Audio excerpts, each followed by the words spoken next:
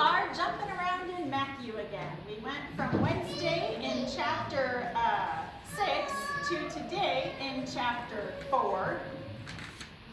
And now we're at what happens just after Jesus' baptism. He's led into the wilderness by the Spirit to be tempted by the devil. And he had already fasted for 40 days and 40 nights, and he was famished, hungry. We would be hangry. We would be done. And that is when he is tempted.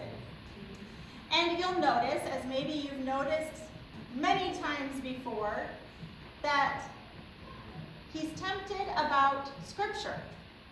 This tempter comes and uses Scripture. And he's not wrong.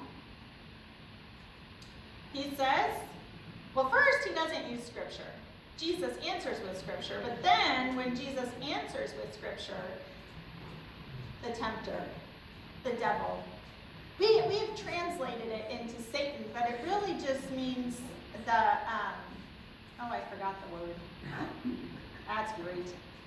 The denier or something. Accuser. Thank you, Ron. Could be amended to find. Accuser. So that's what the word means in Greek. So the accuser comes back at Jesus and says, this is what's written. He will command his angels concerning you. On their hands they will bear you up. You will not dash your foot against a stone. And this is after he takes Jesus to the pinnacle, the highest point of the temple, and says, throw yourself down because you can trust the angels because this is what Scripture says. What is the accuser's process here? What is the accuser's intent?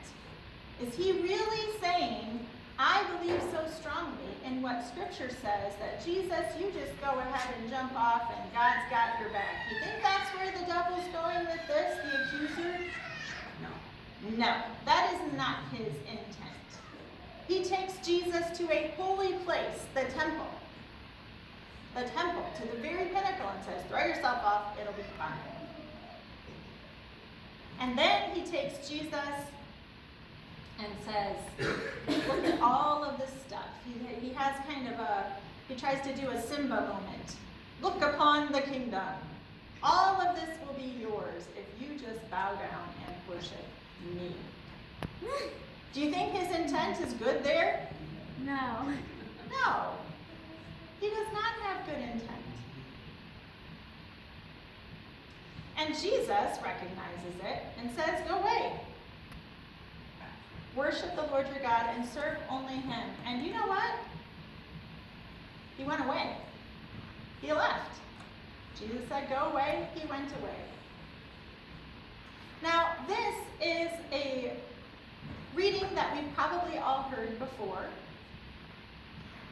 And we might even have heard some really great sermons on temptation, and temptation happens when you're at your lowest. But what I want to talk about today is the fact that Jesus was doing this just after his baptism. He was really showing who he was. He was showing what this baptism meant. He was the Son of God. This is what a proof looked like. He was proving. He was showing them.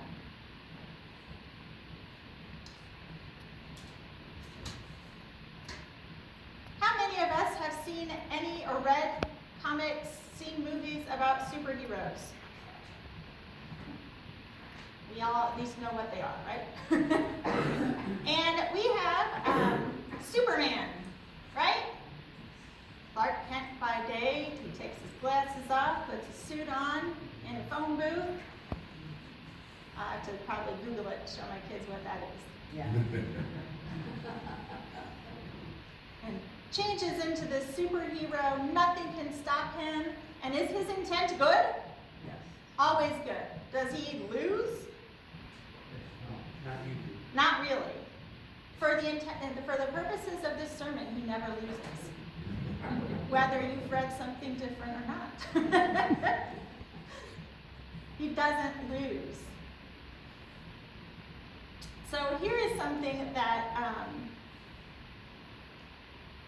I read when I was doing research on this sermon, and I think it gets to the heart of why we have Lent, why we need Lent, as a reminder that we need Jesus.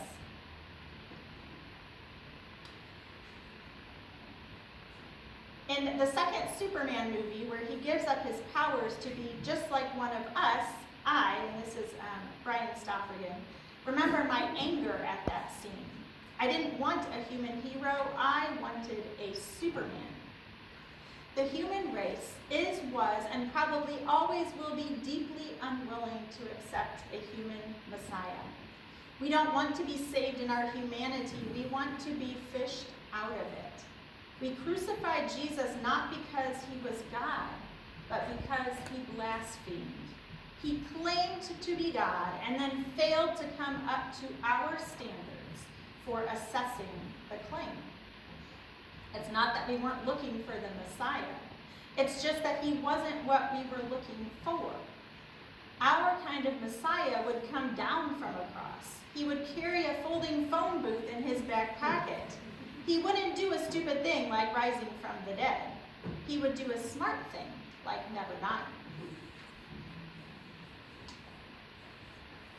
Jesus was human and divine, and so in some ways that is just in and of itself mystery to us. But Jesus was human. He came down here to see what earth was like.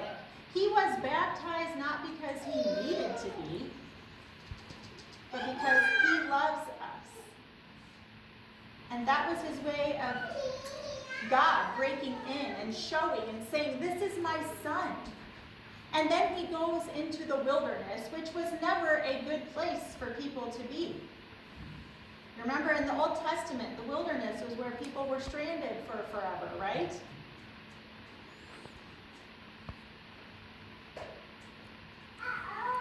And yet that's where Jesus went, in the rough place, in the difficult place. He could have, done his temptation somewhere else, a little bit ritzier, a little more comfortable. He went to the wilderness. He has been where we have been. Understands it, loves us, and says, I will continue to be with you. I won't leave you. I love you. And we need him. We need him. Just thinking about our own lives. Our own lives. How many of us live great, perfect lives, always make the best choices, every day, every minute? Everybody? I see no hands. We don't. We mess up all the time. We turn into ourselves and we do a great job of justifying those things. And sometimes we even use God to justify it. We need Jesus to help us learn how to live a life that he wants us to live. Our problem is not in the messing up. That's going to happen. Our problem is recognizing that we need Jesus. We need that forgiveness. We need that grace. And then we need to offer it to other people. We need to go outside of this building, into the streets, to the grocery store, wherever you go on a daily basis. And we go there and interact with people. And sometimes there are times that people just make us cringe. There are certain people that you just probably want to turn around and walk away from without them seeing you.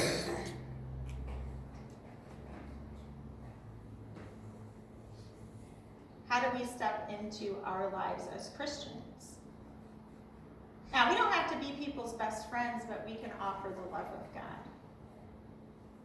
We can say hello, we can smile.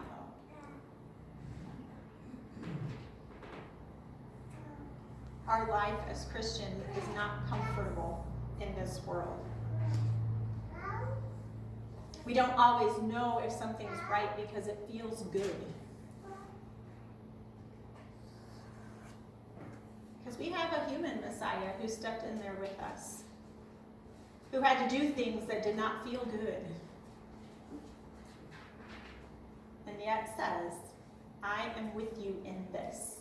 I will not leave you, and I have given you a community to surround you, to support you, to care about you, to love you.